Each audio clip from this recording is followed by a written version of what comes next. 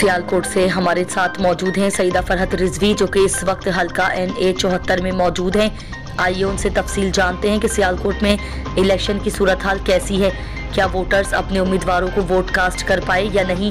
क्या polling station का time ख़त्म हो गया या फिर सारे वोट कास्ट हो गए? ये जानते हैं हम सईदा फरहत रिजवी से। जी सईदा फरहत रिजवी, सियालकोट में इलेक्शन की सूरत हाल के बारे में आगाह कीजिएगा। इस वक्त हम मौजूद है हल्का NA 74 के पोलिंग स्टेशन में छबीलपुर में।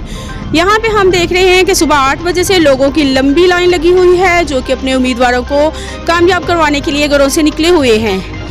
और यहाँ पे देखा जा सकता है कि पोलिंग स्टेशन का टाइम ख़त्म हो गया है, मगर अभी तक वोटर्स की लंबी लाइन मौजूद है। और ज़िला सियालकोट में अगर वोटर्स की तादाद देखी जाए तो 27,90,244 है।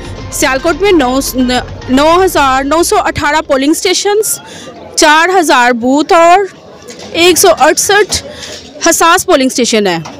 इधर हमारी चंद लोगों से बात हुई जिन्होंने कहा कि पोलिंग का टाइम ख़त्म हो चुका है, मगर वोटर्स अभी तक लंबी लाइन में लगे हुए हैं। यहाँ पे इनको चाहिए कि इस गांव के मुताबिक, हल्के के मुताबिक यहाँ पे 2 पोलिंग स्टेशन होने चाहिए, क्योंकि यहाँ पे टाइम ख़त्म होने के बाद वोट ज़ाया हो जाते हैं और वोटर्स लंबी लाइन में लगे रहते हैं।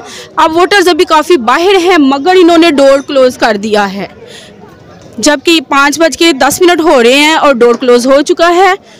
और इतने सारे वोट ज़ाया हो जाएंगे, और ये वोट भी इमानत होते हैं, ज़ाया नहीं होने चाहिए। आला हुकाम को इस पे गौर करना चाहिए कि हमारे इलाके में छबीलपुर में हल्का NA 74 में 2 पोलिंग स्टेशन होने चाहिए, क्योंकि हमारे इलाके के लोग बहुत ज़्यादा हैं। यहाँ पे 5,000 समथिंग वोट हैं, मगर अभी तक 3,000 समथिंग वोट कास्ट हुए हैं।